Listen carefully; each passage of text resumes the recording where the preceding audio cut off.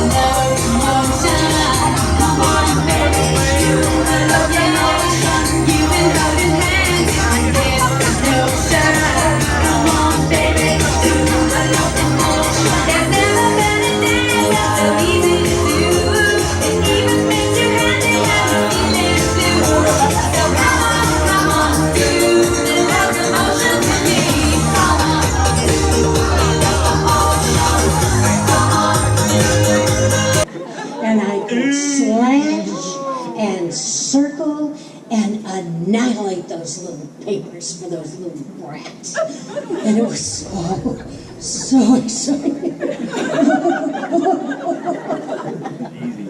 Well, that was interesting. But I just have a few questions if I'm sure we're all interested in. I understand you had a penchant for pushing students, mainly boys, into the lockers. Is that true?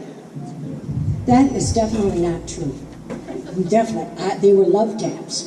And I just loved those boys. And if they didn't behave, I wanted to get their attention and let them know that someone loved them. So I would throw them into an occasional locker. My next question is on a lighter note. Did you ever have a favorite student? One that made you exceptionally proud? Well, yes, I did. I had two. Actually, I only had one, but I have to give Nina Havens honorable mention. Because she came to my house and babysat my daughter. Now, I think she had a little medical condition because she did shook and shaked and quivered and quaked all the time she was there. But I do think it was medical, and I think maybe she outgrew it. But my really favorite shining student was Joni Bauer. Joni listened to every word I said. She paid attention.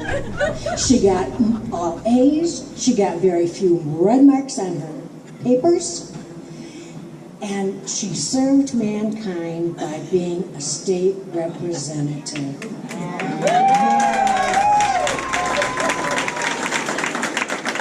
But I heard through the grapevine that she listened to my advice so much that she would not go to the dances in 6th and 7th grade because that dancing, all that touching, that gyrating wasn't necessary, and it developed into further exploration.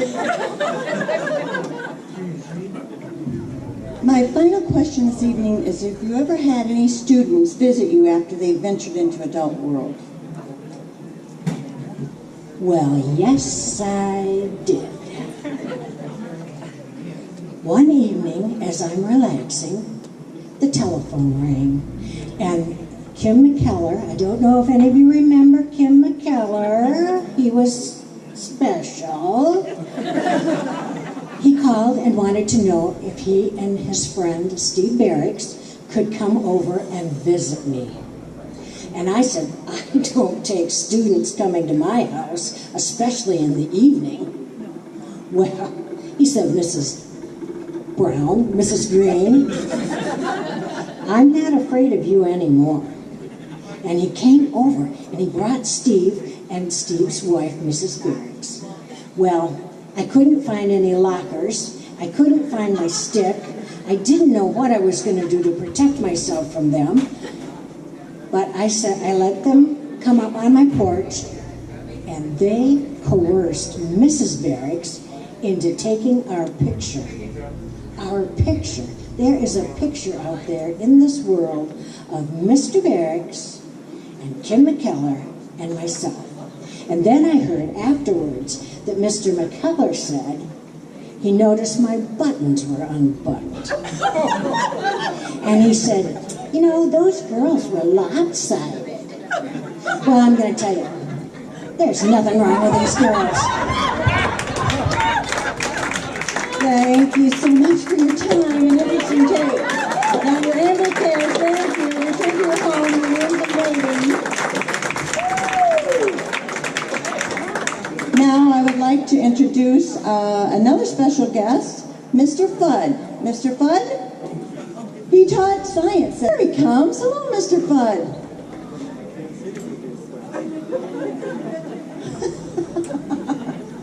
Mr. Fudd, I'd like to ask you, how many years did you teach at the high school? Too many years. I think it was 40. Engineering, Bruce Archer. Gotta give him a hand. You want to come up here and talk a little bit? You're an electrical engineer? Yeah. Oh, good. You can explain something to me. You know, this is all new to me. This quantum stuff. You know, the string theory and all that crap and multiple universes and that. Can you explain that to me? Nope. Oh, I didn't do a very good job then, did I? But you did teach me one thing that lasted for my military and my career. We call it Fudd's Law. And the acronym was KISS. If nothing else, it was Fudd's Law and it was KISS. Keep it simple, stupid.